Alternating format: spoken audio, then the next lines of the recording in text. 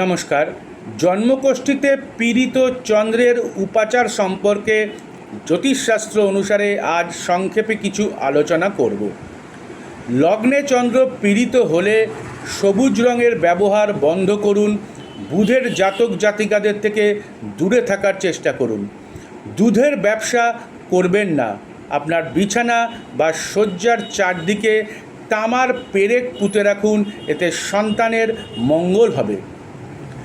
জন্মকুষ্ঠিতে যদি চন্দ্র দ্বিতীয় অবস্থান করে, মন্দির নির্মাণে বহু সমস্যার সমাধান হয়ে থাকে। বাড়ি তৈরির সময় ভিতে রূপোর কিছু স্থাপন করুন। চন্দ্রের ব্যবসা আপনাদের জন্য শুভ। দ্বিতীয় চন্দ্র শিক্ষকতা পেশার জন্য ভীষণ শুভ, কিন্তু দ্বাদশে কেতু থাকলে বিদ্যায় বাধা আসে। চন্দ্র তৃতীয় থাকলে যদি পীড়িত হয়ে যায়, তাহলে নানাভাবে বহু অর্থ ক্ষতি হয়ে থাকে। একমাত্র নবমে বা একাদশে কোনো গ্রহ যদি না থাকে, তাহলে তৃতীয় চন্দ্র অত্যন্ত শুভ ফল দিয়ে থাকে। দেবী দুর্গার আরাধনা করুন। ছোট কন্যাকে আদর করে তাকে মিষ্টি খাওয়ান এবং তার পা ধরে আশীর্বাদ প্রার্থনা করুন। চতুর্থে চন্দ্র, এরা সমস্যার সমাধানে সিংহের ন্যায় জয়ী হয়ে থাকে। মাটির পাত্র বা ঘটিতে কোনো কাজে বেরোনোর আগে জল রেখে রওনা দিন।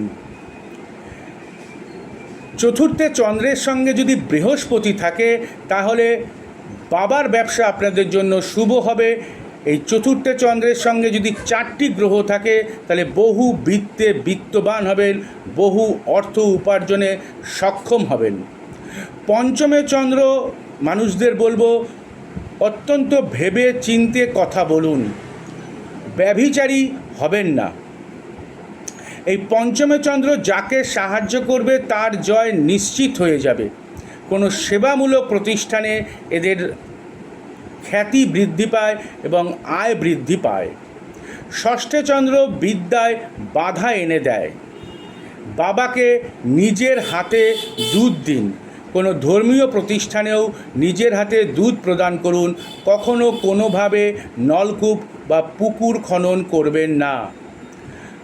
সপ্তমে চন্দ্র মায়ের সাথে এবং বউয়ের সাথে কোনো না কোনোভাবে কলহ এনে দেয়। মাকে খুশি রাখার চেষ্টা করুন।